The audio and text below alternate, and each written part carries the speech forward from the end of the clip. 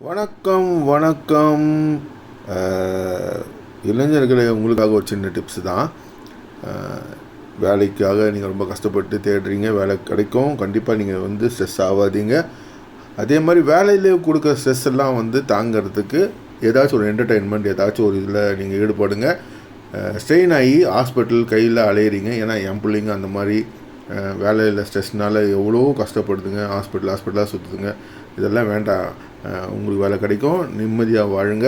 அதுக்கப்புறம் வேலை கிடைச்சோன்னா முதல் வேலையாக ஒரு சின்ன வீடு, ஒரு சின்ன குட்டி காரு, அழகாக ஒரு சின்ன வீடு, ஒரு சின்ன குட்டி காரு கடன் தான் வாங்கணும், வேறு வழி இல்லை. வாங்கிட்டீங்கன்னா அதுக்கப்புறமா கல்யாணம் முடிஞ்சதுக்கு அப்புறமா வருஷத்துக்கு ஒரு தடவை கொஞ்சம் காசு சேர்த்து வச்சு எங்கேனாச்சும் 2 பேரும் வெளியில் ஜாலியாக போயிட்டு வாங்க. அது ரொம்ப உங்களோட ஸ்ட்ரெஸ்லாம் குறைக்கும். ரொம்ப பெரிய வீடெல்லாம் வேணாம்ப்பா. ஒரு சின்ன வீடு, ஒரு சின்ன குட்டி கார். அது ஆணாக இருந்தாலும் சரி, பெண்ணாக இருந்தாலும் சரி, வேலைக்கு சேர்ந்த உடனே அந்த வேலையை பண்ணுங்கள்.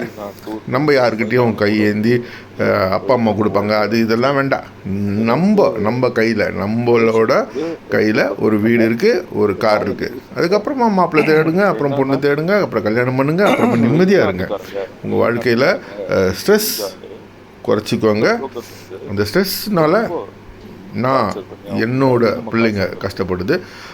ஹாஸ்பிட்டல் போயிட்டு அது ட்ரீட்மெண்ட்டு இதெல்லாம் வேண்டாம். நிம்மதியான வேலையை தேடிக்கோங்க. ஜாலியாக செய்யுங்க. உங்கள் வேலையை விரும்பி செய்யுங்க. உங்களுக்கு எந்த இது குறைய வராது. நீங்கள் நல்லா இருப்பீங்க.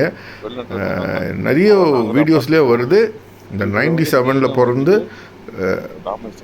குழந்தைங்கள்லாம் ரொம்ப கஷ்டப்படுது அப்படி இப்படின்னா நீங்கள் கவலையே படாதீங்க. உங்களுக்காக நிறைய கதவு திறந்துருக்கு. கண்டிப்பாக உங்களுக்கு ஒரு வழி இருக்கும். ஏதாச்சும் ஒரு ரூபத்தில் உங்களுக்கு நல்ல வேலை கிடைக்கும்.